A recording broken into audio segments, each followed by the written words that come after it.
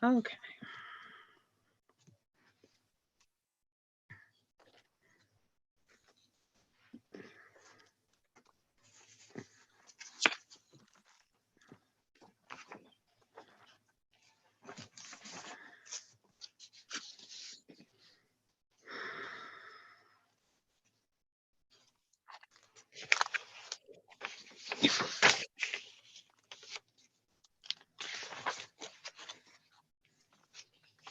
Yeah.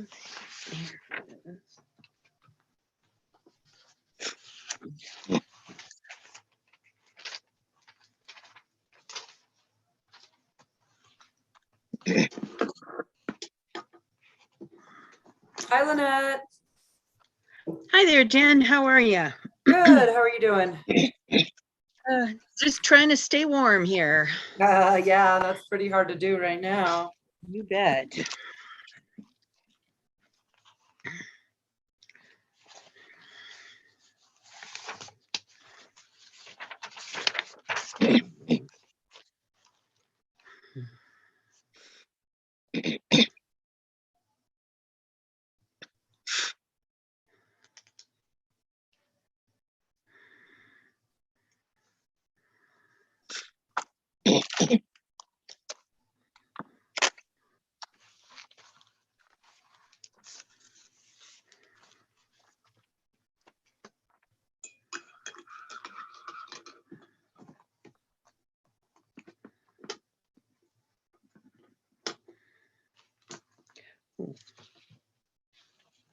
I need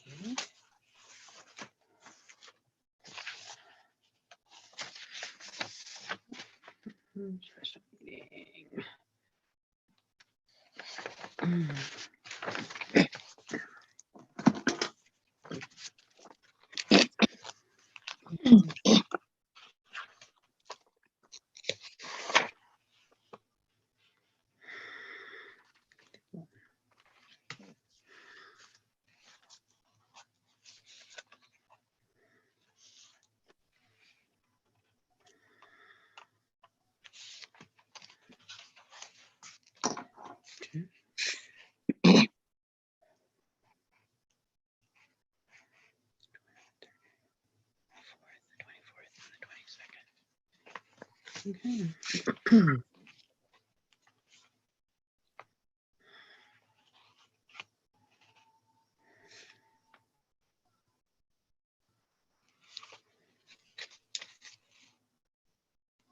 The 7th and 31st. Okay.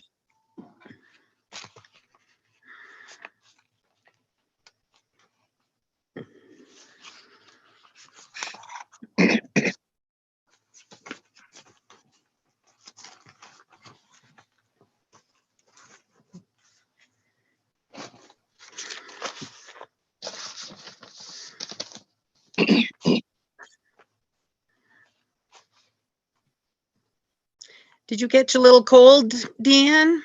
Oh, I'm sorry. I didn't realize the letter was on, or the sound was on. Yeah, there's something making my head run like crazy. Oh dear. Yeah. And I'm also, my new hobby is sleeping a lot. Well, if your body's fighting something, then rest is a good thing. Yep, I agree. Hey there, John. Hi, Lynette.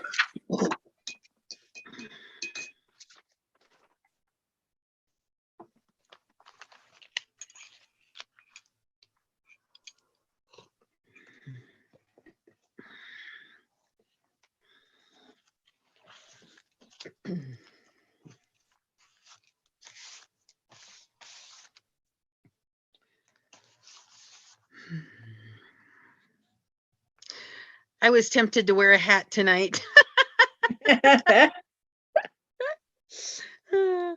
These old houses get chilly.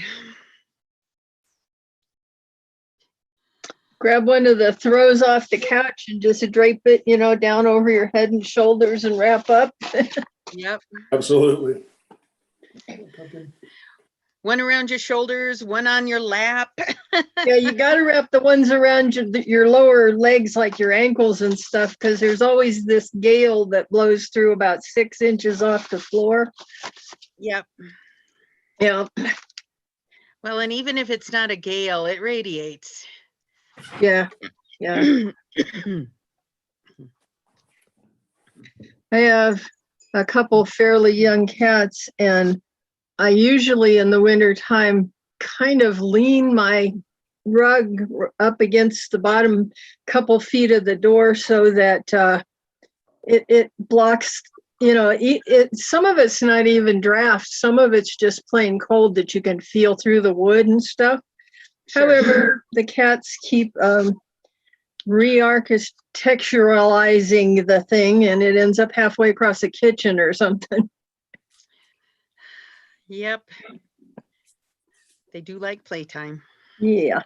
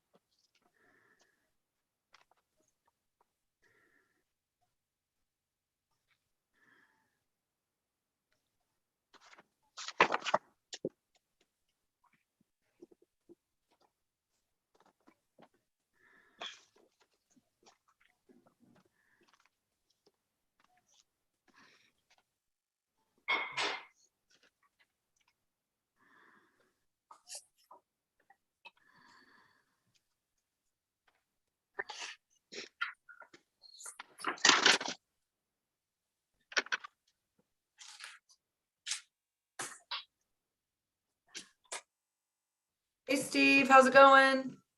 Pretty good. Welcome, Kathleen. Hi, how are you? I'm good, thank you. Good.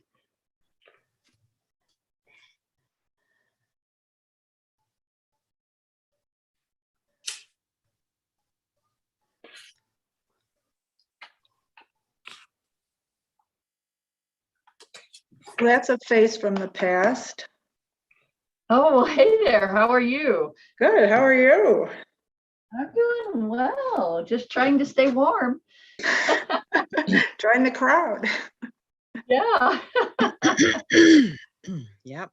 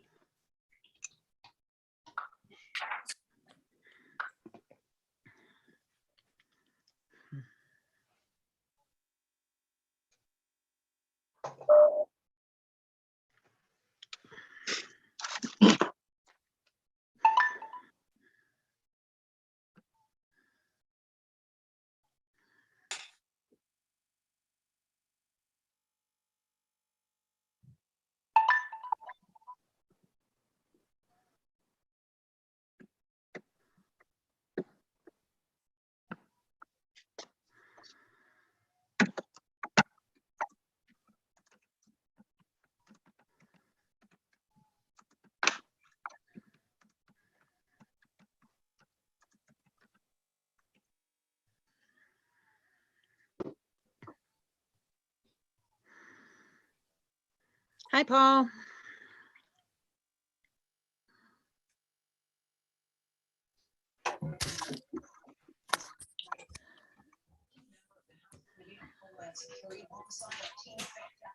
Nico's one. Wait.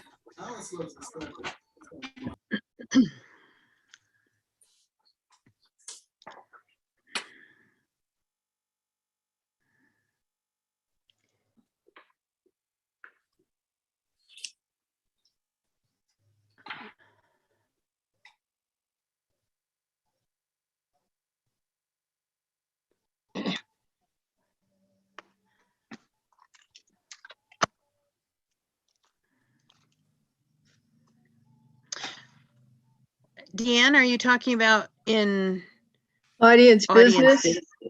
Yeah, or are you talking about in staff reports and? audience business. Board- I want to be just a person and say something. Okay.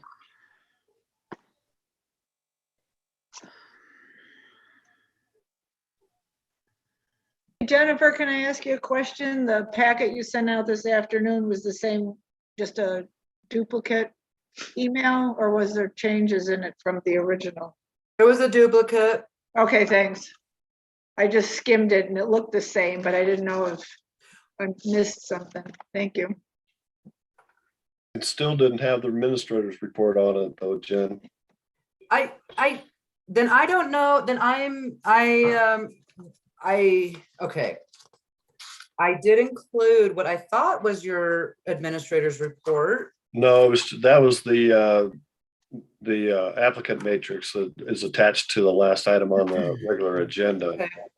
Well, I apologize then. I don't. And it was such a riveting report too. I'm sorry. I'm so sorry. Well, we just don't pay him because he doesn't do it. That's all right. About the only thing that changed much was the task list. So I'll just go ahead and I've got both of them here. I'll email them out to you tonight after the meeting so you guys have it. We'll hang on every word that you share with us. I'm sure you will. As we always do. Oh yeah, yeah. Riveting, riveting.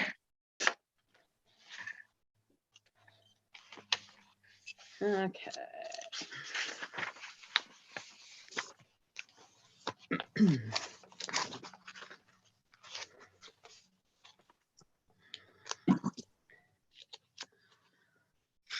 Rich. Hi there, Rich. Okay, it is 6:01. Is Jerry here yet? And there's Rob. So I think the board's all here. We just don't have Jerry.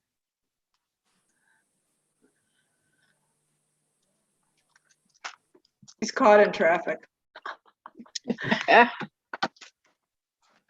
Cyber traffic. There you go. Don't say that right now. Who knows what's going to get messed up over the next couple of days. Oh my.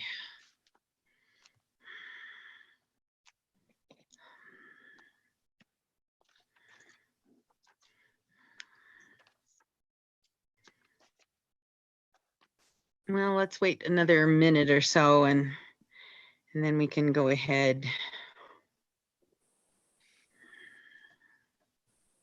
You know, I never, not an attorney, but I played one on TV. So Well, I could probably fill it. I thought you were going to start a stand-up act there for a minute in improv. Oh, you were. I'm sorry.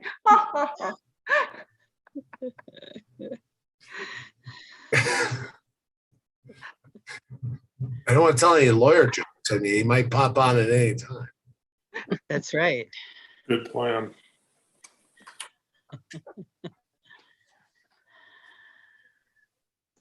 So what are the things that everybody's been seeing around town? Has anybody got any concerns or anything? Well, let's not get ahead of ourselves. Oh, all right. Unofficially, Let's just let's wait a minute.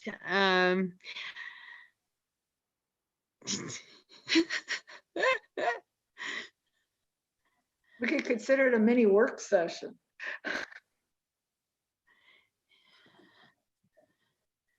I think even those are supposed to be announced, so it's probably a good idea if we just stick to format. I'm going to give him one more minute and then we're going to charge ahead.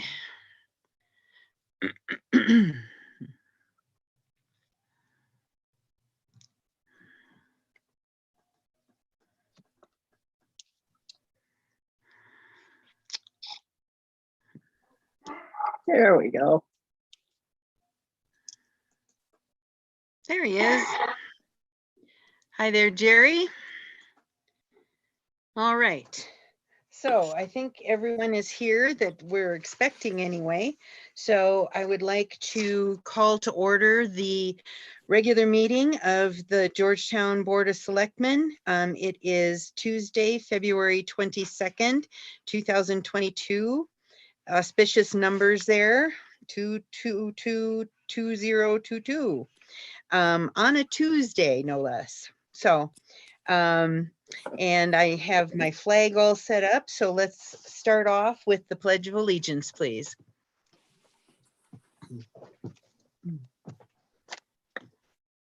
I pledge allegiance to the flag of the United States of America and to the republic for which it stands, one nation, under God, indivisible, with liberty and justice for all.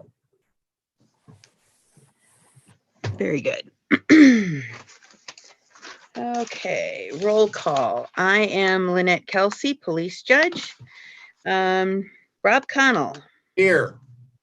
Deanne Powell, Here, John Jennings, Here. Paul Hingen, Here. Mary Smith, Here, and Rich Barrows. Here. Great. Agenda approval. Does anybody have anything that they'd like to add or delete from the agenda?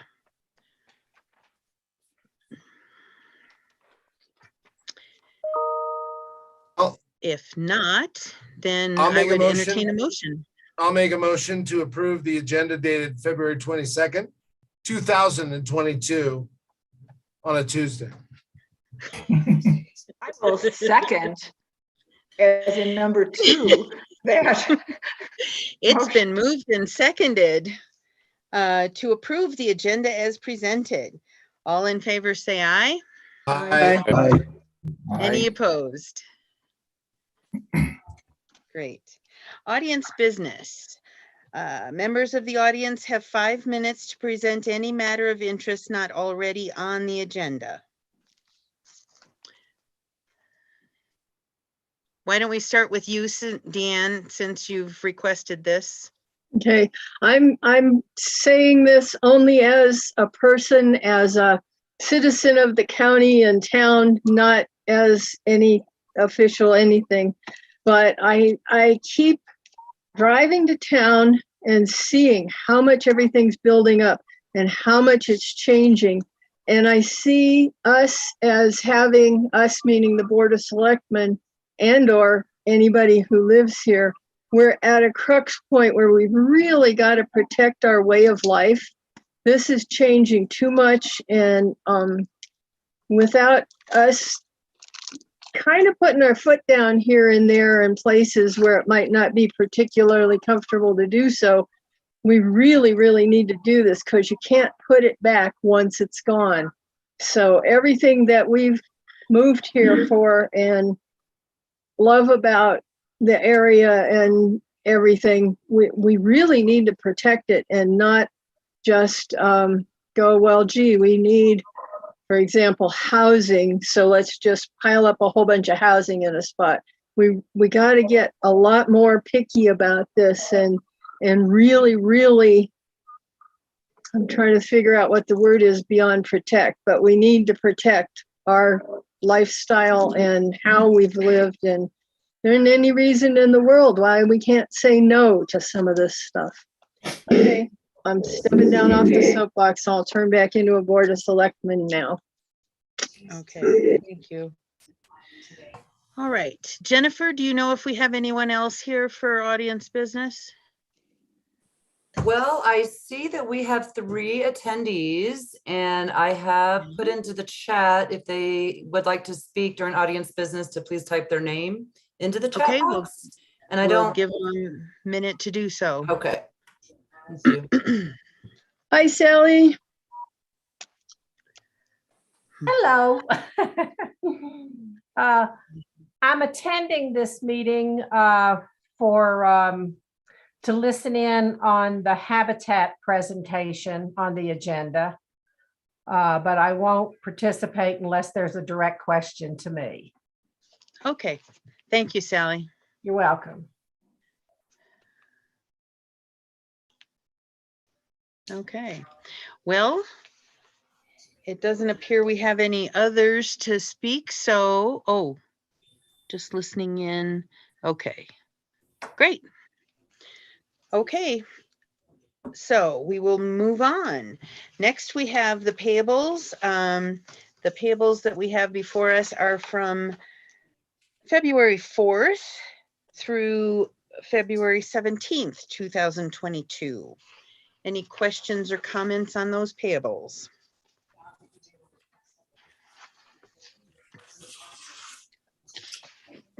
If we skip a week, can we total up the money and go have a party? Nope. It still stays in the general fund and gets spent on whatever it needs to be spent on. Sorry.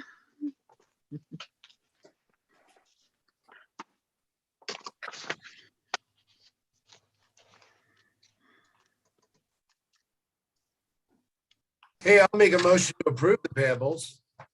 Okay, Those I'll second. payables dated February 4th through the February 17th time period. Second. been moved and seconded to approve the payables from February 4th through February 17th, 2022 as presented. Any further discussion? All in favor say aye. Aye. Any opposed? Motion passes. Thank you. Next, we have the minutes of the February 8th, 2022 meeting.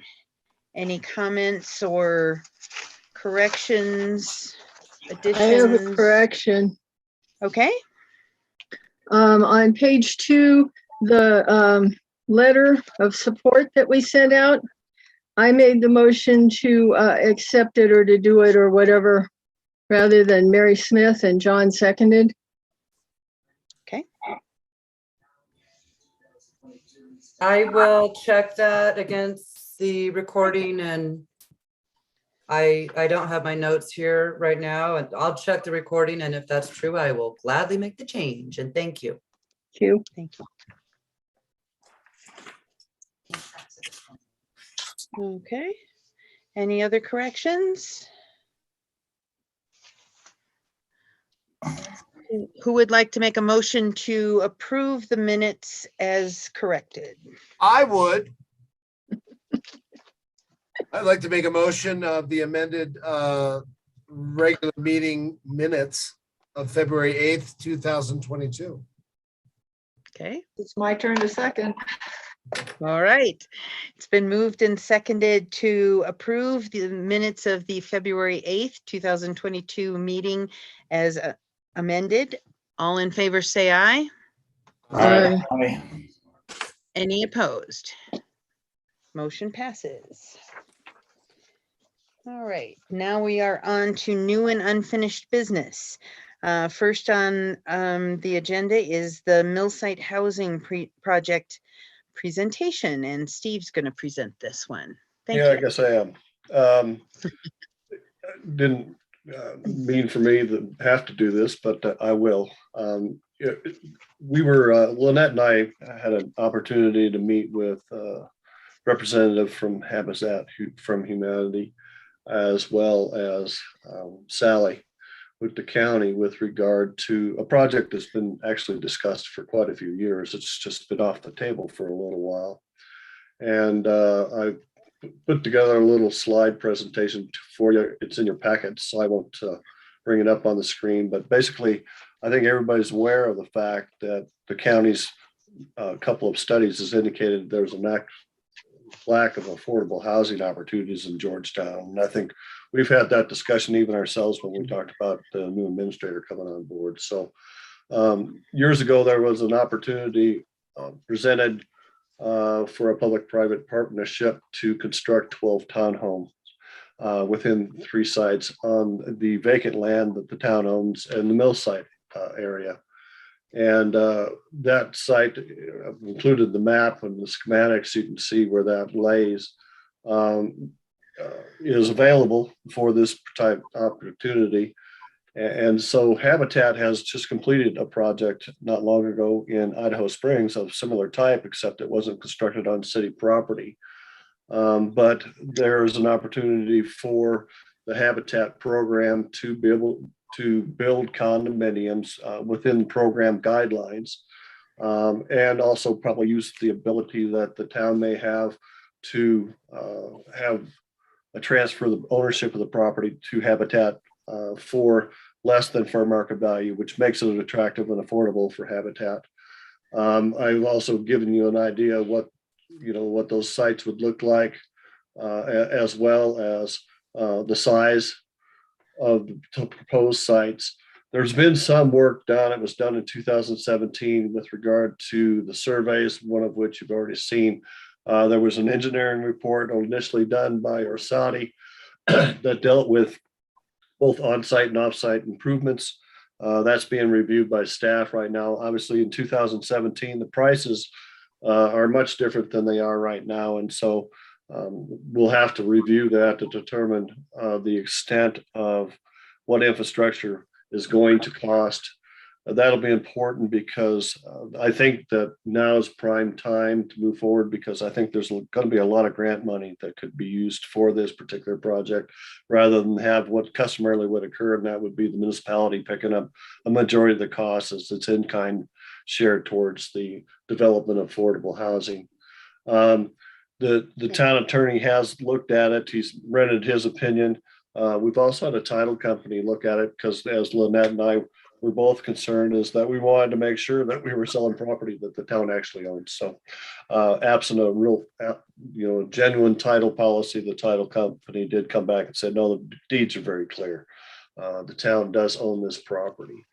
And so the proposal, as the Habitat folks have indicated, is to develop the 3 building sites utilizing similar design and elements to the current mill site buildings that are there.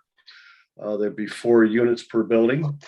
And then this particular site would have to be incorporated into the mill site HOA. And so if it's decided to move forward, we'll have to determine with that group what that means to this particular project now and into the future, because ultimately the town won't own these pieces of property. These properties will be held in private ownership. So really, as far as, boiling down to where we are, we think we've done enough due diligence between Habitat and the town and the county to know that we could probably do this project and probably pull it off relatively quickly. However, we're at the stage where we really don't want to do too much more work on it. If the Board of Selectmen has any questions or have any concerns, or just don't think it's a good idea. And so Kathleen's here with Habitat to answer anything specific if you're not really familiar with their programs. I've worked with them before, so I understand how it works. And so where we're at in the next step is to gain project approval from the Board of Selectmen, and that's not necessarily a formal vote, because you'll have your opportunity to do that. You can't transfer the ownership of the property without doing an ordinance. The town does have a code provision in place that allows you to do that by ordinance rather than having to have a vote of the people. Once the board has indicated they're giving us their consent to move forward, then Habitat and the town staff and the county to some extent will move forward with developing what that proposal for transfer of ownership will look like, what the cost will be. We'll finalize the infrastructure costs so that we know when we approach granting agencies about what that potential cost may be. And then also work on the financing packages through the various organizations that'll be available. And then ultimately, be able to hopefully be able to approach the county for assistance. So Deanne? What specifically in the way of infrastructure needs done? Are we talking creating paved roads, or are we talking pipes and gas and all of that? We're talking, your good question, but we're talking water, sewer. There's some drainage issues. This particular pieces of property is in the AE floodplain, so they have to be developed and designed so that they're above that baseline elevation of the area. But mostly it's water and sewer. Drainage issues to keep water moving along the public right of way. And then there's also an issue with regard to a property that's immediately adjacent that's already constructed, to make sure that any development that occurs on the town's behalf or on behalf of the Habitat community doesn't negatively affect them with regard to drainage and flowing on their lot. Okay, thanks, Steve. Questions? Anybody? Kathleen, could you give us a pitch if this were available today to the people? What range, are we targeting? Give me, are they 1 or 2 bedroom? We say condo, so I'm assuming those will be owned by the residents as opposed to rental units. Who qualifies for this? Just kind of Yeah. the elevator, so 2-minute elevator, the or 5, I don't elevators. care. There you go. So Habitat is always home ownership. So these will be owned by individuals. They would be condos, very similar to what's there. We're thinking 2-bedroom units, 800-900 square feet with a garage on the bottom, same sort of things. We're looking at 35 to 80% AMI. The most common, so let me back up there. So they're income restricted. So 35 to percent AMI, which is area median income, which is the HUD number. It changes every year. I can find that for you. It's on our website. All of this information would be on our website, actually. They would be deed restricted for 30 years, meaning that they would have to sell to someone who was low income, or not low income, but 30 to 80%. Honestly, the most common profession we are selling to right now is teachers. If you look at our development in Empire that we are finishing up now, that's the one we're developing right now and finishing. We're working on the Idaho Springs one. That one is not built out yet, but in Empire, we have 3 teachers out of 8 units. We have a court clerk. We have someone who works at a local restaurant. We have a retired couple. We have someone who works for the county going into one. So these are all local folks who are employed in our area that are moving into these houses and are buying these houses. So, all right. Did that answer the questions that you had, Mary? Sure. Okay. Thanks. And we had one question from the public that you also answered, Kathleen, about the deed restriction. So thank you. Anyone else with questions for either Steve or Kathleen or me or Jerry? Lynette, I have a question. Sure. Thank you, Paul. These are 2-bedroom condos. What's the average price that these are going to sell for? Sure. So let me tell you how we handle our house pricing. Our houses are always sold at the appraised value. So I'm assuming that these will appraise between $350,000 and $400,000. It's just a wild guess at this point, and that's what they'll be sold for. Now that is not what the homeowner pays. So let me back that up a little bit. So the homeowner's first mortgage is held by USDA, and it is at the amount that the homeowner can afford at 30% of their income. So if the house appraises at $400,000 and a homeowner can afford $300,000, that will be their first mortgage amount that they will pay on. And then Habitat holds a second mortgage for that additional $100,000 that we forgive over 20 years. Okay. All right. Anyone else?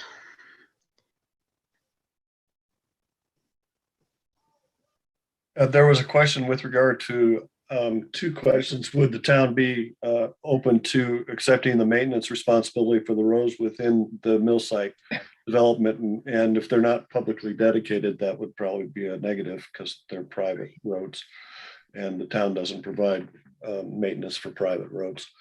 The other one was with regard to being more specific about the drainage situations. I know that Orsatti identified some projects that need to be done, but to tell you the truth, I looked at that so long ago, I don't remember the details, but they have numbers in there and some proposals that need to be considered as this development occurs that will benefit at least the area that the town owns, let alone probably the remainder of the development. And I would like to add my assurance to what's already been presented. I actually used to own one of the units in that complex, and I'm well aware of the problems, the drainage problems that are ongoing around the units that are right there at the corner of Rose and 15th. So we will do everything in our power to resolve what the drainage problems that exist and then not to create any new drainage problems with the new development. But more detail than that, I can't really give you at this time. We're still at the initial stages of trying to decide, do we go forward or don't we? So there was a question for Kathleen Another on that, Lynette. I don't remember. Okay, yeah, I see. Yeah, You see that? I do. Does So Habitat we accept are, proper? Go ahead. Yeah, sorry. Zoom is so I was hard just going to read sometimes. it. Yeah, so it says the habitat except properties that are in the floodplain. So this is something that we are currently working through right now. The issue is for us is whether USDA, who holds the mortgage, will accept these in the floodplain, and we are working through that right now. My initial understanding is with flood insurance, they will, but we will need to do more work on that. And flood insurance in that area is absolutely required. Yeah. And according to the engineering report, of course, that's not necessarily applicable to habitat. You know, their recommendation is the construction between 6 and 12 inches above baseline elevation to avoid Right. any flood issues. So. Yep. Okay. Members of the board. Rob or Rich? Rich raised his hand, so let's hear from Rich. We're just in the discovery phase right now, correct? But Yes. I volunteered at this Montbello project that put a lot of families, hardworking, middle-income families in their own place. And I think it's a great organization. And if we can do that, support teachers, people that work in the county, I think that's a wonderful, at least let's find out the details, put the work into finding out what it's going to take to get it done, and then kind of go from there. Okay. Thank you. Rob? Any questions, comments? I think we temporarily lost him for a second. Did we? Okay. He's there. Then Deanne? But Any comments on this? not right now. Okay. I want to know more about, like costs and like everything Rich was talking about, the things we don't have handy right now. So when that Well, comes back, we'll look through it. okay. So you are in favor, though, of proceeding to discover more. Yes, Is that correct? discover more. That's what we're deciding at this point. Don't So, get thanks. reeled in, just discover more. I want to know more. But I also highly respect Habitat for Humanity. So I automatically am leaning their way. Okay. John? Yeah, I think that we need some more discovery. I know that the area could actually use some rehabilitation for the things that are have been mentioned, with the floodplain and whatnot. So it doesn't seem like knowing that ahead of time can hurt us. I probably would have to recuse myself since I'm the neighbor of this development, but so far, if we can work it out so that everybody wins, that seems like a good thing. Well, why don't we, Jerry, do you want to address that issue at this point? Typically just because you're an adjacent property owner to a project does not mean, and you're also a board member, does not mean necessarily that you have to step down. There's no financial interest there other than you're a neighbor. For those circumstances, and they come up a couple times a year for me over the last however many decades, because people, especially a smaller community, live near things. And when they're an adjacent property owner, I typically do a Q&A with that board member on the record, as you've maybe seen me do before, putting on the record that you are a next door neighbor, but you have no financial interest. And despite the fact of your adjacency, you believe you can make an unbiased decision on the project. And if we're able to make a record that you're comfortable with the answers to that, then you can proceed. And that's what I would do in this case. And we're not quite to the point of needing to vote yet, but I appreciate your identifying it for me ahead of time rather than in the middle of the meeting. So I don't have to play, catch up. But that's how I handle non-financial, but proximity or concerns about conflicts. That's how I handle them. Great. That being Thank you, said, Jerry. I would be fine with it. And I think that, it seems like if we can address the members it seems like a win, all the way around. Great. And Rob, any thoughts?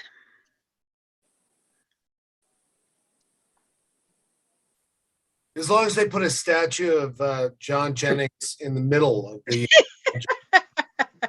I'm all for I it. think that will get me in trouble, Rob. I really want something on a horse, with a sword, reaching for a sword.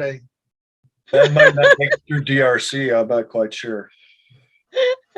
Thank you for those thoughts. But We're Board of Selectmen. We can override the DRC. No, I'm all for it. I think I'd like to go pursue these opportunities. This is a great idea. A long time coming for the town of Georgetown. And I think that, the Habitat of Humanity is a great partner. Good. Thank you so much. Yeah. Okay. I think we've heard from everybody. I don't think I missed anybody. So it looks like we go forward. That's wonderful. Thank you. Steve, did you need anything else from the board? No, not right now. Okay. I'll try to, I don't know how much work I'll be able to do with my final remaining time, but obviously it'll give me an opportunity to set this up transition wise for somebody new coming in. So we'll Right. endeavor to that extent. thanks, Steve. Okay. You bet. Thank you. All right. And thank you, Kathleen and Sally, for attending, just to be there for questions if they come up. Thanks so much. Okay, on to our next item, which is ordinance number 1, series 2022. This is first reading. An ordinance amending section 17.08.170 and 17.08.180 of the Georgetown Municipal Code concerning the Design Review Commission. I'll go Jerry, ahead. do you want to take this one? Or Why don't you let me, I'll at Okay, least, very get good. started, and I'll turn it over to Jerry with any of the legal questions. All But, right, thanks. Obviously the board remembers that the members of the DRC approached the board with regard to some of the things that that they were concerned about with the issuance of COAs and lack of enforceability and things like that. And so the board acquiesced and directed the town attorney to craft language in the existing code, which gives the DRC a little more authority with regard to the COAs and their issuance, as well as how that is applicable and works within the building permit system. And so I'll say, quite frankly, I think Jerry did a great job. Don't get your hopes up, Jerry, but he did a really good job. And DRC did look at it at the last meeting. They were extremely happy with it, and happy to see that the board supported their efforts. And I think that this is a next step. If you're really interested in making sure that you can have design standards and have them stick, I think that this ordinance is a good step in making that, taking that direction. So DRC did recommend to you, as I put in my report, DRC did make a recommendation for the board to approve this ordinance as drafted. So with that, I'll turn it over to Jerry. Okay. Thanks, Steve. Good points, and I appreciate it. And as the board can just tell from the ordinance, it's all about enforcement of the DRC's certificate of appropriateness and making certain that building permits don't get issued before that's checked. Construction doesn't happen. And as you dial further into the ordinance, no certificate of occupancy is issued if they're out of compliance with the approved design. And this is really to capture the project at various stages, when you think about it, of its review and construction, so that what's presented to DRC doesn't all of a sudden kind of change when you're out there in the real world. And there are these checks that are created at every one of what I'll call the key, choke points or the key control points as a project moves forward. Then on the second page of the ordinance, there's, well, okay, the project's all done, but what about a year later? When the downcast lighting is replaced with wall packs. And, that's a good example, I think, to use. And what about that? You have additional enforcement ability up to and including revoking the certificate of occupancy, the building permit, et cetera. And there's the trip to municipal court, which is the cross-reference that you see to code section 1704070. And that's a separate enforcement section in the code. But now we've tied the enforcement of certificates of occupancy to that enforcement section. So at every sort of key point in the development of a project, and then it's in its life after it's built, this ordinance is designed to ensure the town's ability to compare that project with the approved certificate of appropriateness to make sure that it's being followed. That's what it does. Okay, thanks, Jerry. Yeah. Any questions from the board? So Yes, Mary. could this change in the ordinance go, I mean, can we look at past properties that were signed off on prior to this, or past improvements, I guess? Something that was built 10 years ago, let's say, I don't know. Mm-hmm. And all of a sudden they change the lights out. I mean, are we looking at it just from now forward, or are we looking at it in any kind of retroactive, or is everybody else kind of grandfathered in? Or am I opening up Pandora's box? And then I can not ask that question. Well, to take the second question first, yes, you are. Okay, that's what I'm here for. What I guess I'd like to do around that, because you're really looking at legal non-conforming uses effectively, if they're legal non-conforming. Anytime you change the rules, if someone was legally conforming, then you change the rules and say, okay, now we're lowering the height limit, and your house is 20 feet, but the height limit in that zone district is now 10. You don't have to saw off the top 10 feet of your house because you were legal and you have become non-conforming by virtue of the code change. Here, the fact pattern you raise is a little different than that. It's people departing from an approval. What I think I'd like to do, if you don't mind around that, is give a little thought to whether that issue should be resolved, if at all, in this ordinance or separately or not at all, in between now and when you see it on second reading, if that's all right. Fair question. Okay. Yeah. Should we still go forward with an approval on this?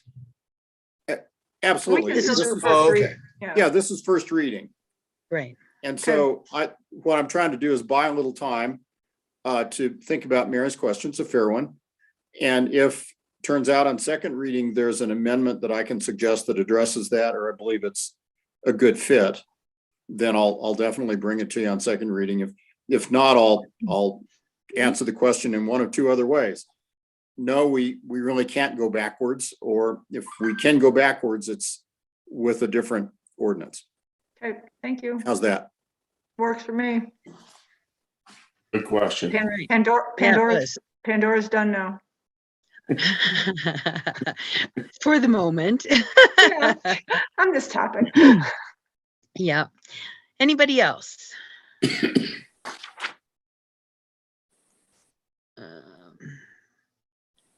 All right. I like the wording that you used. It covers things very well. So I feel really comfortable with the ordinance as it's written, and then we'll see about the past issues. See what you come up with. So would anyone like to make a motion to approve the ordinance on first reading? I move to approve ordinance number 1, series 2022, an ordinance amending sections 17.01.170 and 17.08.180 of the Georgetown Municipal Code concerning the Design Review Commission on the first reading. Could I get you to correct the number that you first read? Because you said 17.01 instead of 17.08. So, I'm sorry. sorry. Then yes, 17.08.070. Okay, great. Okay, Sorry about that. that's okay.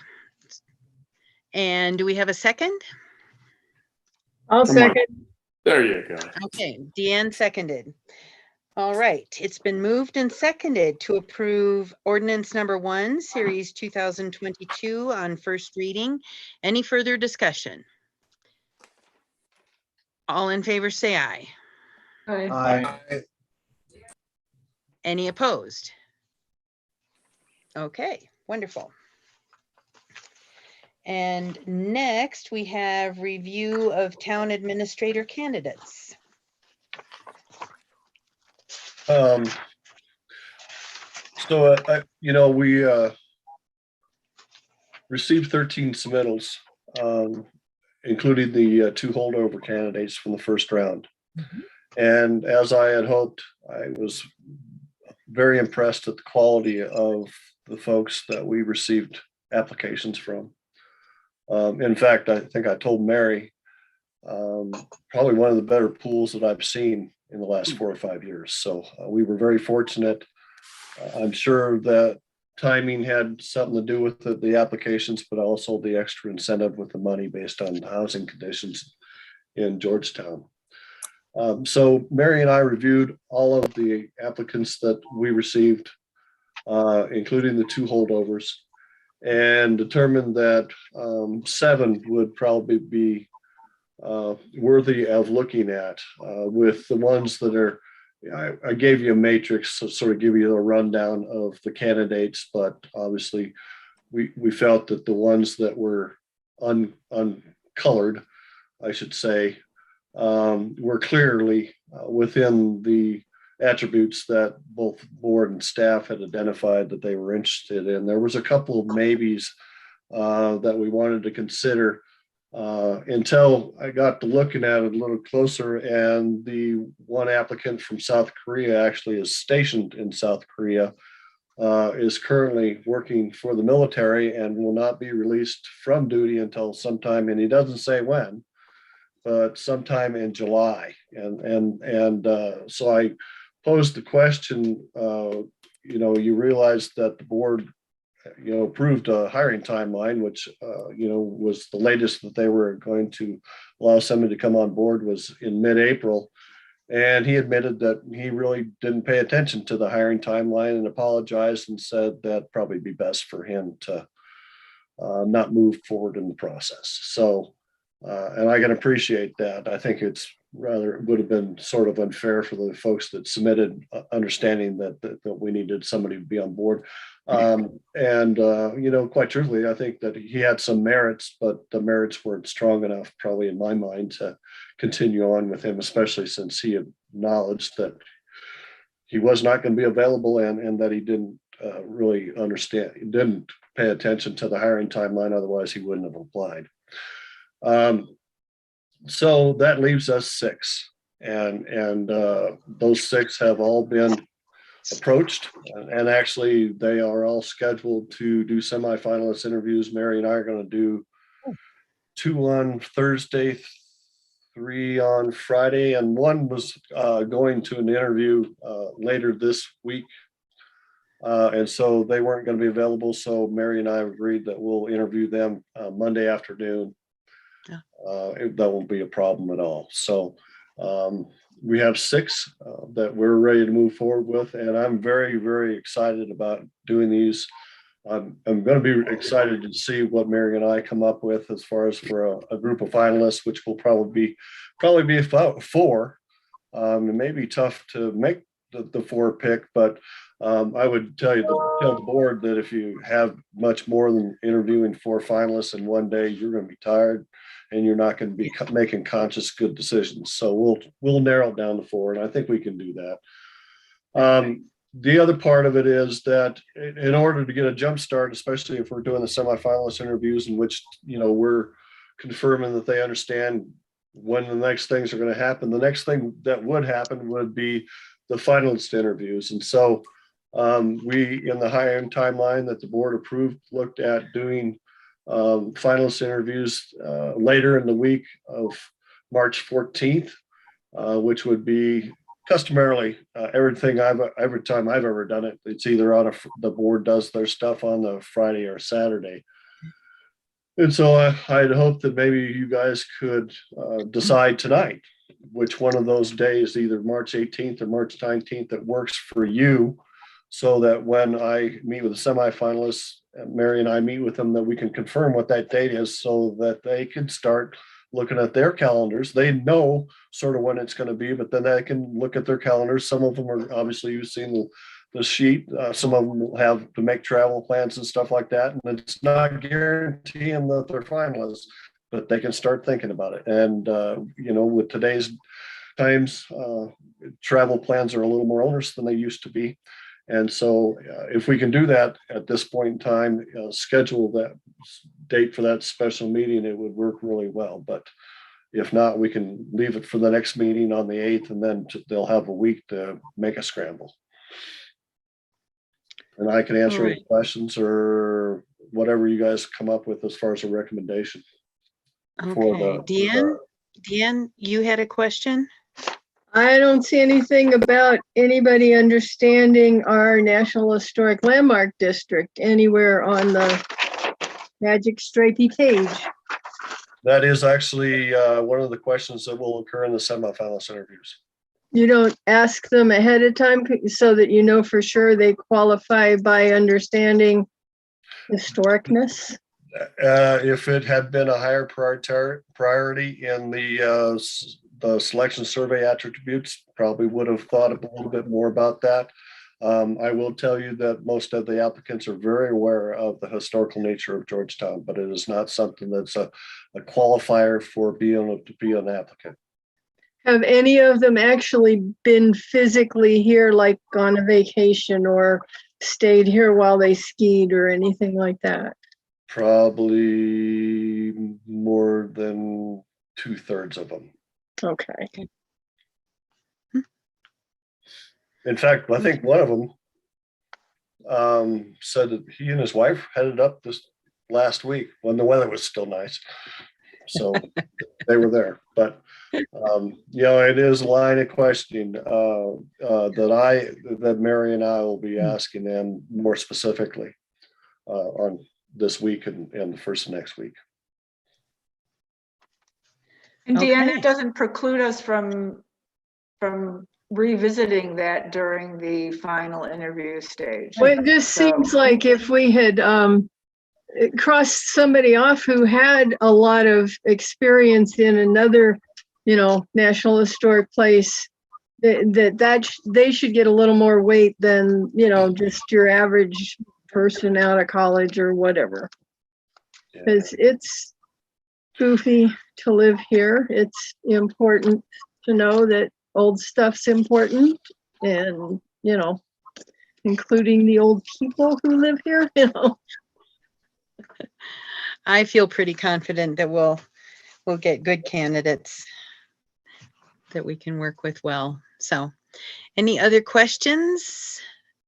So can we Steve. look at that date and kind of pin that down? I really think, I don't want us to be in the position as we were last time when we were down to very few candidates because they were accepting other positions. And Steve already indicated that, one of our candidates, we rearranged our schedules so that we felt he was viable and that, but he was traveling for whatever. So my only concern, if anyone else isn't looking at the calendar, it doesn't affect me personally, but that St. Patty's weekend, and I don't know if people are going to be still out, playing whatever and da-da-da-da-da, but if we're picking the 18th or 19th to do the final interviews. So, I would like to get it, I'd like to get this wrapped up and somebody on board, and I'm sure Steve wants to go away.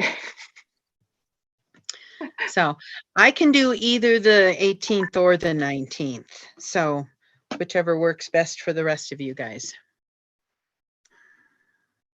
And I'm fine Dan? either way too.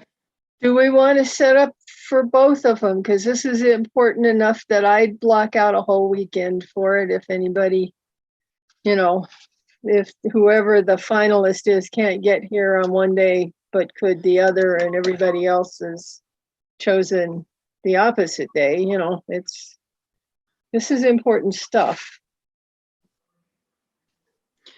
I don't think you're gonna, I've never run into this situation. If they've known the calendar up front, then they are, and that's why if we can tell them this week, they won't have anything else lined up if they're really intent about coming here. So if What you about like the Friday week or before, Saturday, too? huh? What about offering them the weekend before also? Because sooner's better than later. That might be a little tough because you're not selecting finalists until the 8th, and so they really won't know if they're on the run Okay. until. Yeah. That gives them 3 days, and that's pretty quick. So given that, Wait, are Rick either has of those, a question. He just waved at us. you're right, before we move on from you though, are you good with either of those dates? I'm good Or with both both of them? of them. Like I said, I'll Okay. block out the whole weekend. Okay, just checking. All right, you, Rich. Yeah, I would prefer a Saturday because also it gives you flexibility. If the weather's bad, we schedule a lot of things on Saturdays, and if we have to back it up for an hour, it's not too difficult. And Fridays, there's a lot of traffic coming up, and there's Saturday morning too, but And Saturday town hall wouldn't be open. I'd open the doors so in order to get the applicants in and out, but we wouldn't have general customers coming in and out too. A lot of places, you don't have that problem because you got a big enough city hall, but I'm sorry, your building's pretty small. We've used the community center in the past for that also, though, that we Okay. could. We can talk about that as we go along. But I think that brings up a good point, Rich, that, and Steve, that allows someone to fly in on Friday, get up here if that's the case, so that they're not caught up in any kind of Saturday traffic, and then proceed, at a fairly decent time Saturday morning. Mhm. I appreciate all the work you guys have already done. Because it's difficult doing the matrix and doing all that, and then the interviews you have yet to perform. But I would like to interview them all in one day. Yeah, I think you will. that way it's easier to apples to apples, and there's not a lag in between. I think it just makes sense to do the interviews and have the discussion that day. Yep. Yeah, I think that's the way you're going to want to do it for sure. Okay. And I'm open for either day, but Saturday seems to make a lot of sense, as Rich is pointing out. And that's also spring break too. So we're going to see a huge influx of people coming up to the mountains on that Friday afternoon and Saturday morning. Right. Saturday's good for me. Made it tough for them to get a room locally, but yeah, okay. Okay. Rob? I teach on Saturdays, but let me play it by ear. But you would be available on Friday if we were doing it Friday? It depends on the time. Okay. Yeah, what time are we talking about? Well, if we have 4 candidates, you're going to look at an hour and a half probably for each applicant. So you got, you'll start at 9 o'clock in the morning and get done probably 4 or 5 o'clock in the evening, depending on how long it takes you to decide if you can make a decision with regard to the candidate. It's an all-day affair. There's no doubt about it. We'll break for lunch and allow you guys to get lunch. But like I say, 4 candidates in an hour and a half, you're going to be wore out, but it does take up the entire day. Are we, as in the town, picking up the tab for their expenses? Yes, I especially think like if a you hotel? remember the sheet I gave to Right. you initially, that there was a goal to try to, I don't remember what it was, but yeah, you'll cover reasonable expenses. At one point in nice time, with some of the out-of-staters, you used to say, well, we'll cover up to what the equivalent for mileage is, and that was just too much money. But we'll cover them for them and a guest to stay and cover their food, and we'll be paying for first place on the best airline in the town. But we're going to look at what's reasonable. You can probably guess, because we got a couple of Colorado applicants, but probably about $3,000 is what's going to run you. Okay. Well, and so now that if we're selecting that date tonight, we can certainly make a standing reservation at wherever, or if we're looking at any of the rentals that are up, just because of the fact that we are running into spring break, we can, I mean, it's going to be in the town's name, so at least we know that they have lodging. Yeah. Sure. I have space, but I'm not offering. For a price, no. Always money. Right. Okay. Any further comments on the date? What I'm hearing is, Yeah, yes, Lynette, Paul? Yeah. I work full-time. I did not know this was going to be an all-day event. And I work full-time on the weekends. So this is going to be a problem for me to attend. Okay. Just to put that out there right now. I did not know it'd be an hour and a half per candidate. Interview them. As long as we have a quorum, we're okay. Yeah, we'll have a quorum. So would you be available on Friday instead of the Saturday? It's the same thing. I work 7 days a week. So Okay. yeah, that's going to be an issue. Yeah. Okay. I'm sorry about that.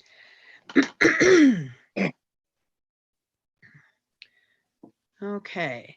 So it looks like amongst the folks who can come, Saturday is probably preferable. Is that what I'm picking up from everybody? That's fine. Okay. Okay. So there is a recommended motion in your packet.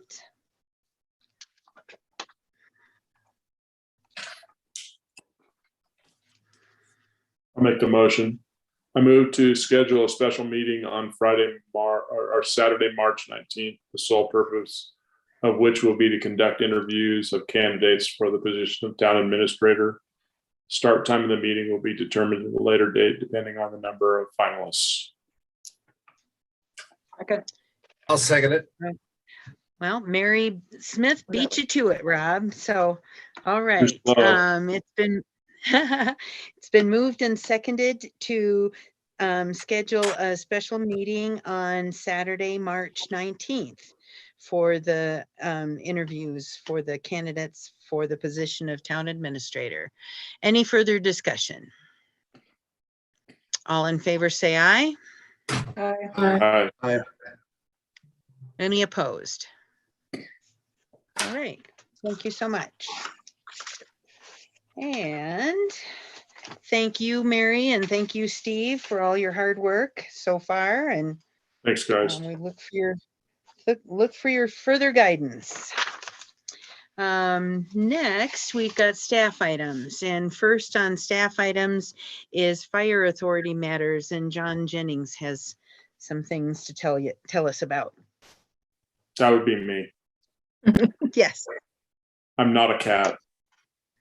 As you guys know, I'm on the fire board. Actually, I didn't step back fast enough, so I'm actually the chair now. But we're looking at a number of different things. One thing that's really important that's going to come up pretty soon is we're going to have to redo our IGA. We're having a work session on Thursday, so we'll kind of hammer out some stuff with the different governments, and I'll be able to get back to you on that stuff. The other thing is we're trying to move up the build of the fire station and try to get something going pretty soon. The tentative location of that would be that asphalt lot. And to get the rest of that property, I've talked to Mary Sims, and it looks like it's something that we can do as a town to secure that property. And then there'll be a lot of other things that come out of the fire authority, controlling that property. We'd have to do some sort of transfer the deed or whatever, so that they could build the station and whatnot. With the station, we're building a station in Idaho Springs. It's moving forward pretty good, and we're going to staff that station. We're looking at doing the same thing in Georgetown if we can possibly do that, so we can have some permanent firefighters up here.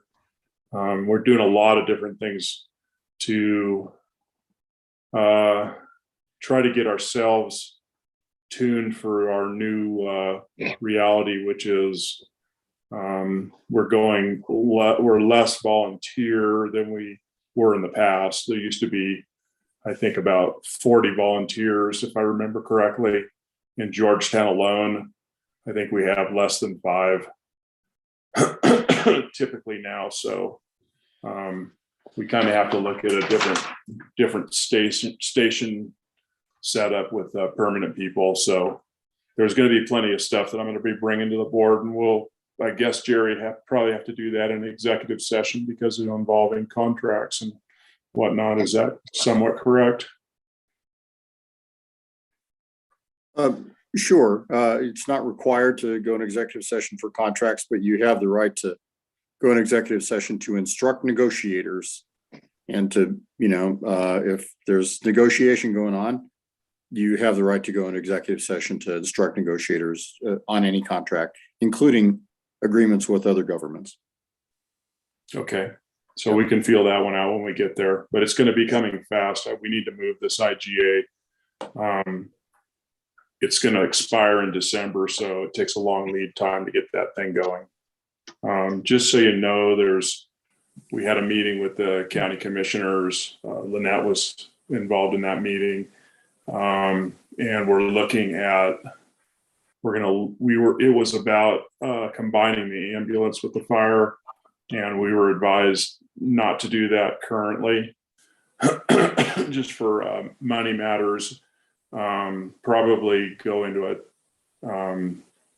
was it a Title 32 district, which is like a pretty long and drawn out process, a number of years. So we're going to try to figure out the IGA first, and then have that kind of help us survive until we can create a different fire district. I think that's pretty much it right now, but I'll be probably wanting to update you on the next meeting. So I'll make sure I put it into the staffing items. Excuse me. John, one thing you didn't bring up that I thought was a point that you may want to reference, possibility to see if the board's sort of halfway interested, was the relocation of the road and bridge shop down to adjacent to where the fire station is going to be. Well, I knew you were going to bring it up. So this piece of property that we have, we've had it for a long time. The town's been paying on it to, I think, Evergreen Bank. We own a lot of land over there from that hotel that used to be Super 8, I think, all the way past the heliport. The fire station won't take up a whole bunch of land. And I was looking at the property and talked to Road and Bridge and different people in town.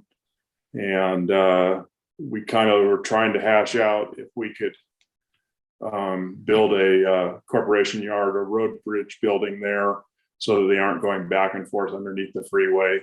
And we had some room and a place for equipment to be inside and protected. And so the guys could work on the equipment and also be able to have a place that they could be warm, go to the bathroom, all of that good stuff. So Let that's, alone not having on the other side of the highway and trying to get through that mess during when the road's closed and all that sort of stuff. So, climbing the hill. yeah, just thought it was important to point out because that may affect what proposal we come back with regard to the building that's already been purchased on the, for the existing location. So that'd just be a good time to throw that possibility out there and see if it sticks. No, it's good. So are there questions about any of this right now, or? Yeah, John, maybe I missed something, but where is this location? The asphalt pile? Mm. The Uh, the Oh, where the event helicopter marking, lands. yes. Yeah. Okay, right off Argent. Okay, now I know. Mhm. Our lease reason- purchase.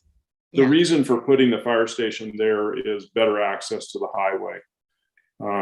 They can just make a right turn and get on the interstate.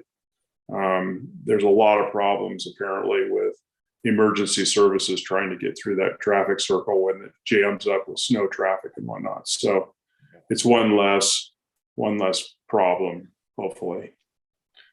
And EMS now is finding out that being immediately in the middle of all the action isn't as easy to get to things as it is coming from outside. Hmm. So most of the fire stations are being built outside the periphery.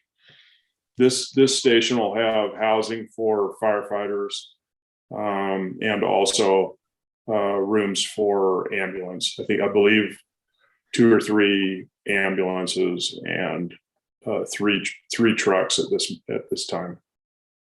So I just want to clarify. So when you say housing, you're talking about just shift kind of Shift housing. sleeping quarters. Yeah. Yeah. Yeah. Yeah.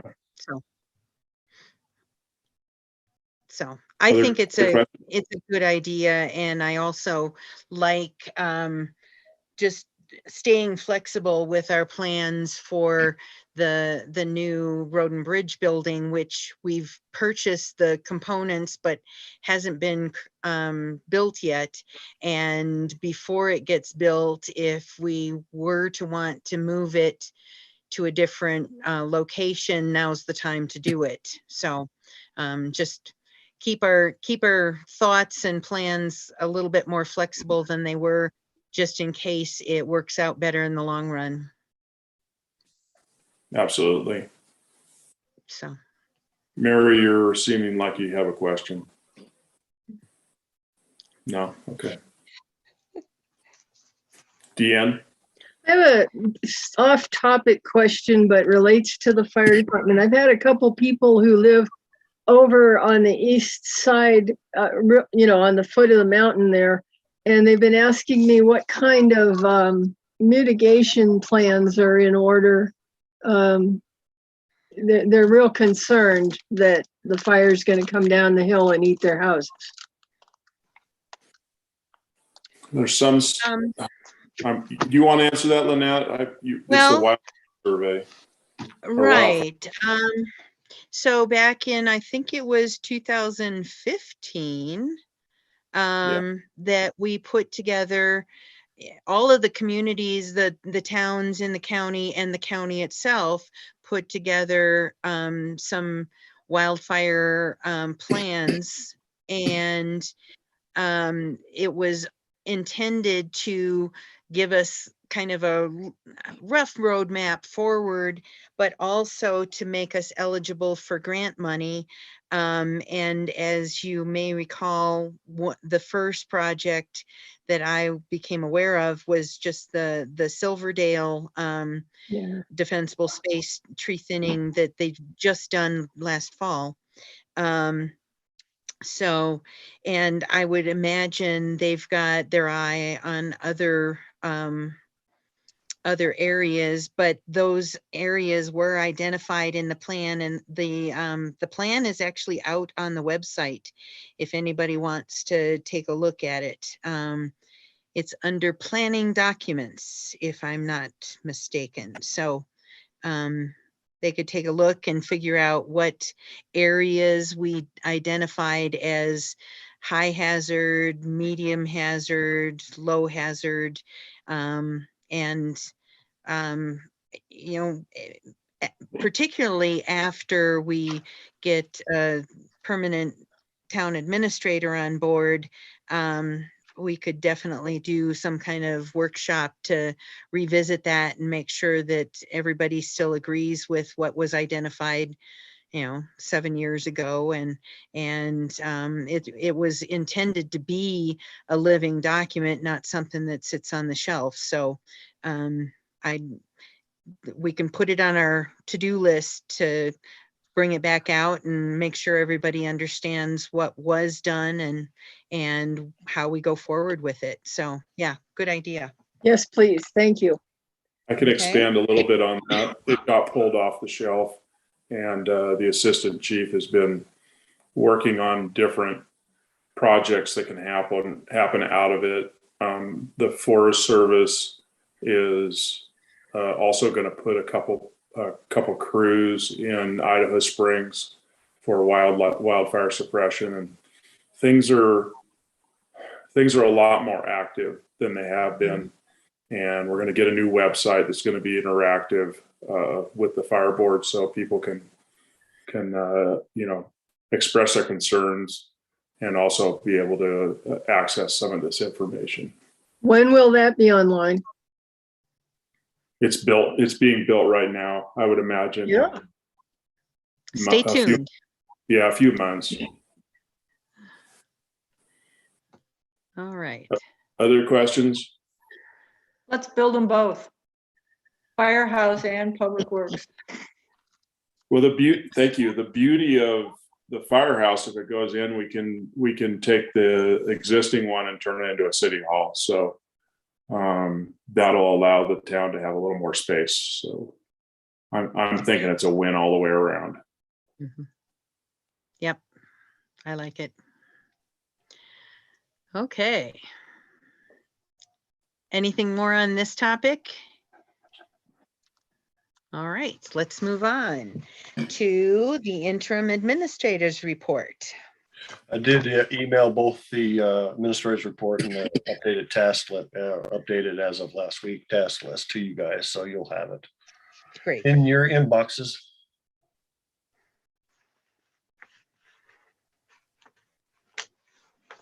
Okay, any questions for Steve at this time? All right, thank you, Steve. Next, we have COVID update, and I don't have anything other than I'm just seeing a lot of news releases that everybody's dropping restrictions, and unfortunately I'm keeping my mask handy because the death toll has not really dropped at the same rate as the hospitalizations and case rate. So I'm keeping mine handy. Yes, Deanne? I'm keeping mine handy too, because the BA2 is more contagious than the one we're dealing with, the original Omicron BA1.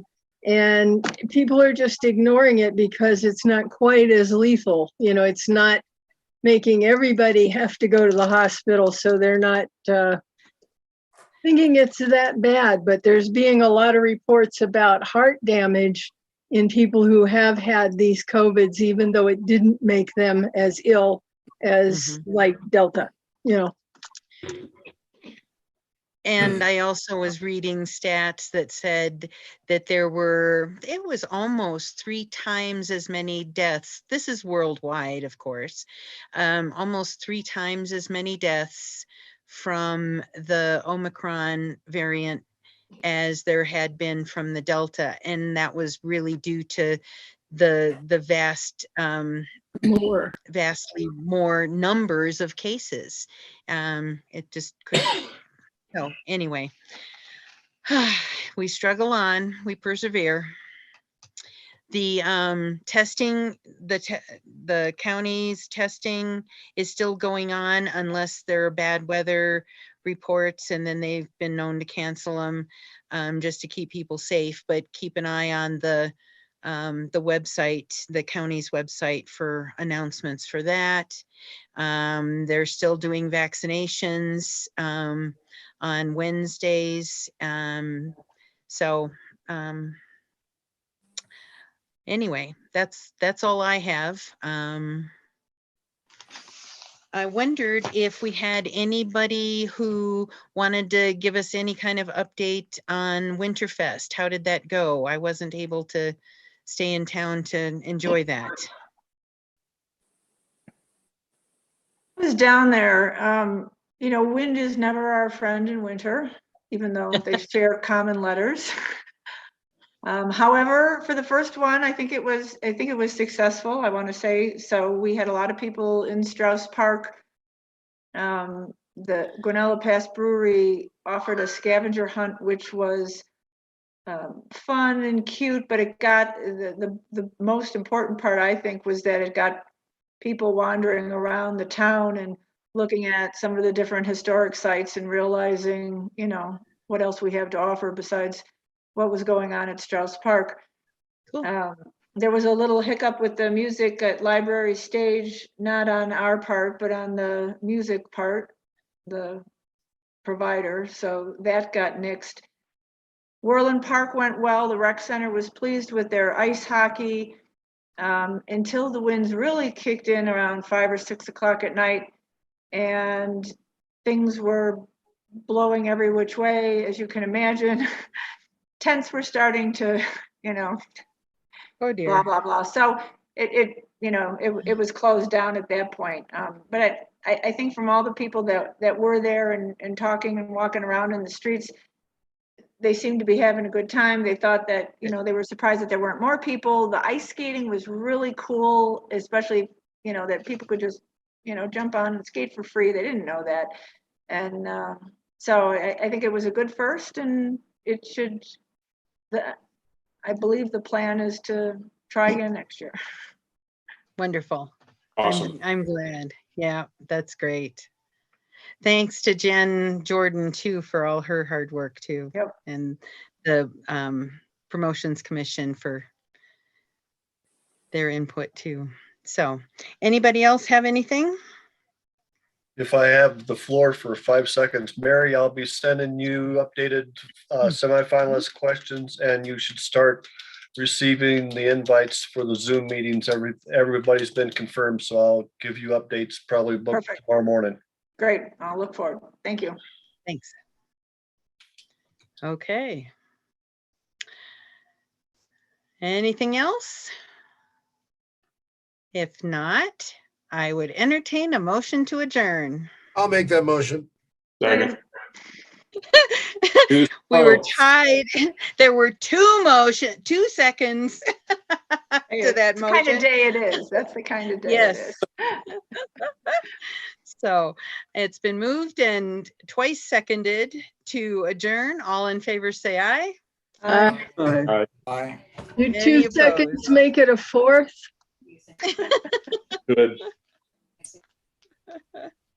All right. Any Thanks, everybody. opposed? All right, Okay. motion carries. Thank See you all so soon. much. Bye.